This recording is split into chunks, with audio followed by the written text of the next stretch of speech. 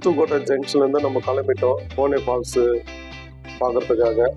Left சைடில் கோயில்கள், இயற்கை காட்சிகள், மலைகள், வயல்கள் இதெல்லாம் பார்க்குறது ரொம்ப அருமையாக இருக்குது. லாங் டிஸ்டன்ஸில் பாருங்கள், மலைகள் கிட்ட பாருங்கள். ஒரு இடத்துல வயல்வெளிகள், மலை அடிவாரத்தில் எவ்வளோ அருமையாக இருக்குது பாருங்கள். இதெல்லாம் ஒன் டே ட்ரிப்பு பிளான் பண்ணிங்கன்னா பார்க்கறதுக்கு ரொம்ப ரிலாக்ஸாக இருக்கும்.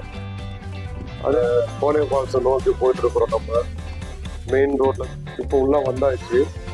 அந்த மலை அடிவாரத்துக்கு போகக்கூடிய ஒரு வழி இருக்குது.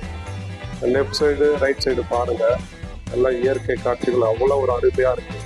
இதுக்கு நம்ம ஒரு டிக்கெட் எடுக்கணும், 15 rupees நினைக்கிறேன்.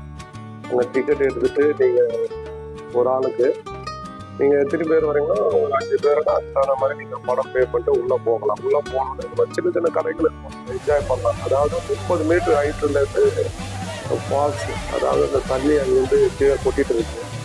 அதில் எல்லாருமே நல்லா என்ஜாய் பண்ணுறாங்க. நாங்களும் இந்த இடத்துல புளியல் போட்டோம். எல்லா ஃப்ரெண்டுங்களோட சேர்ந்து புளியல் போட்டு நல்லா என்ஜாய் பண்ணிட்டு தான் வந்தோம்.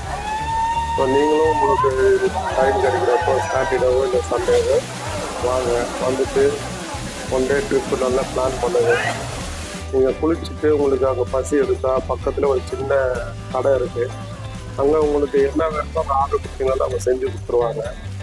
நாங்கள் போயிருந்தப்போ மீன், அதுக்கப்புறம் நாட்டுக்கோழி வறுவல் கேட்டுருந்தோம். அவங்க இந்த மசாலா நேச்சுரலாகவே கையில் அரைச்சி அதில் பூசி நல்லா பண்ணி கொடுத்தாங்க.